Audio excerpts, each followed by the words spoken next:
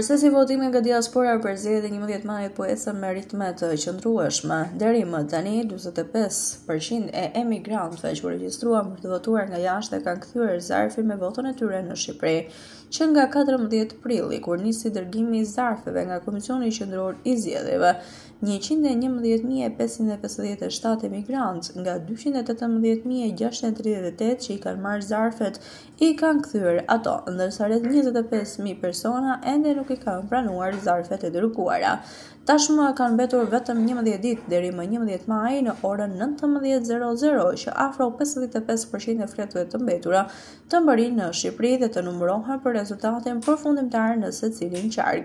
Italia kryeson me 20.6% të votave të dërguara, pasuar nga Gjermania me 6.5% dhe Greqia me 5.6%, e cila po rindjeshëm ritmin e kthimeve vendonse me ngadalësi. Bazuar në marrëveshjen e KQZ-s me kompaninë DHL, kthimi i zarfeve nga vendet brenda Europës kërkon 2 deri në 3 ditë pune, ndërsa nga vende më të largëta si SBA dhe Kanada deri në 4 ditë.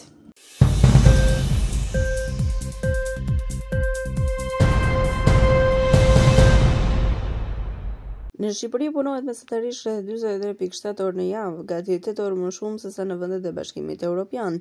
Shqipëria renditet kështu vendi i parë në Europë, duke kaluar edhe Turqinë, kur Eurostat llogarit një mesatare javore pune 43.1 orë. Koha e gjatë në punë diktohet në sektorët e prodhimit, bujqësisë e ndërtimit, ku punonësit janë të angazhuar deri në 46 orë në punë, ndërsa administrata është aktive për 40 orë në javë. Për krahasim, rajoni Ballkanit përgjithsisht punon më gjatë. Në Maltezi punonësit janë në punë 42.8 orë në javë, në Serbi 41.3, në Bosnjë 41.2 dhe në Maqedoninë e Veriut gati 40 orë. Në Bashkimin Evropian, në vitin 2023, personat e afër punë të moshës 20 deri në 64 vjeç punonin mesatarisht 36 orë në javë.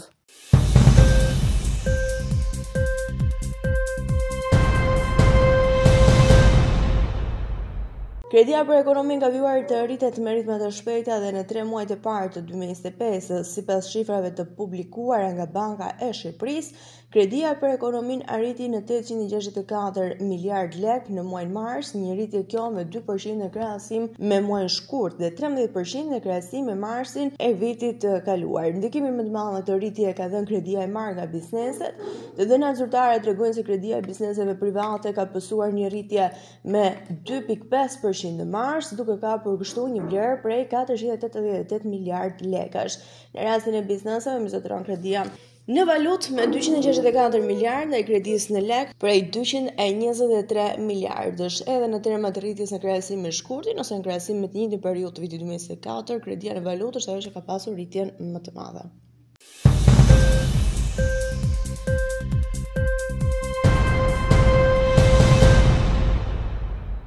Për bizneset e vogla e të mesme ka qenë më e lehtë marrja e kredit në 3 mujorin e parë të këtij viti, ndërsa kryetësimi i standardeve të kreditimit pritet të vijojë edhe 3 mujorin e dytë. Të dhënat nga vërtetimi më i fundit i Bankës Qendrore mbi aktivitetin kreditues në vend tregojnë se kostot dhe kufizimet më të ulta nga bilanci bëjnë që bankat të tregohen më tolerante për sa i përket dhënies së kredive ndaj këtij segmenti të bizneseve. Kushtet e termeve të kredisë, i cili referohen kushteve dhe afatet e kredisë së miratuar, sikurse përcaktohet në kontratën e Huas, mbi të cilat është rënë dakord midis bankës dhe Huamarsit, që variojnë nga profili i secilit huamarës, mund të ndryshojnë nga standardet e kredisë. Megjithatë, sa i kërkesat të lartë është përgjigjur një shkallë më e ulët e miratimit të kredive nga bankat, faktorët që ndikuan në rritjen e refuzimeve për kredi të bizneseve ishin historiku nga regjistrimi i kredisë, të ardhurat disponueshme dhe pasyrat financiare të bizneseve.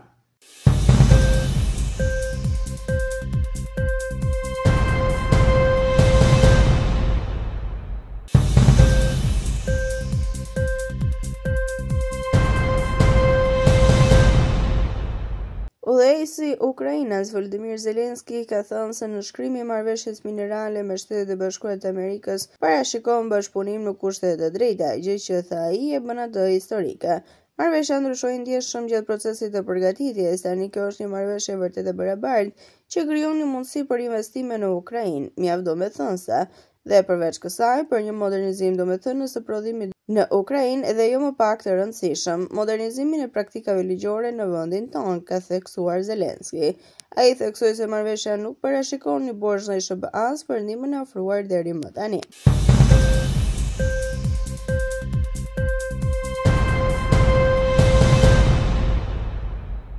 Presidenti i SBA-s Donald Trump ka njoftuar se kryeministri kanadez Mark Carney, fitues së zgjedhjeve të fundit parlamentare, do të vizitojë shtëpinë e bardhë brenda javës së ardhshme ose më shpejt, dhe se po kërkon të përfundojë një marrëveshje tregtare me Washingtonin. Trump tha se përgëzdoi këtë të fundit për fitoren e tij në zgjedhje në një telefonat që patëm me iniciativën e kryeministrit kanadez. Fola me të ishte shumë i sjellshëm dhe përgëzova, ka thënë Trump gjatë mbledhjes së kabinetit të tij. Marrëdhëniet e SBA-s me Kanadan janë të ftohur për shkak të kërcënimit të përsëritur të Trump për të aneksuar fqinjin e saj verior. Për më tepër, kërcënimi i luftës tregtare që presidenti republikan nisi me Kanadan ishte në qendër të fushatës zgjedhore për zgjedhjet parlamentare.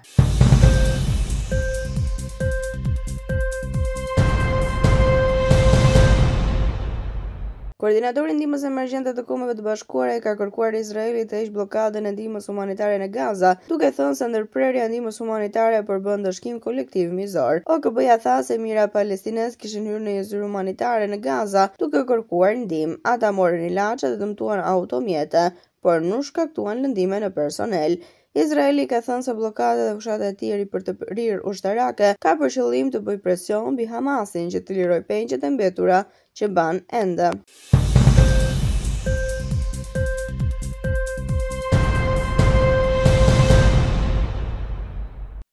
Agjencia e Kombeve të Bashkuara për ndihmë për thirrje për ndihmë të menjëhershme emergjente për të mbështetur 45.000 njerëz të prekur nga përmbytjet e të gjithë Somalinë. Sipas zyrës së OKB-s për koordinimin e çështjeve humanitare, 4 individ, përfshirë 2 fëmijë, humbën jetën pasi u rrëmbyer nga ujërat e detit, ndërsa mbi 45.000 individ janë prekur nga përmbytjet e shpejta të shkaktuara nga rreshtet e moderuara deri të dhëndura në rajone të ndryshme të Somalisë që nga 15 prilli.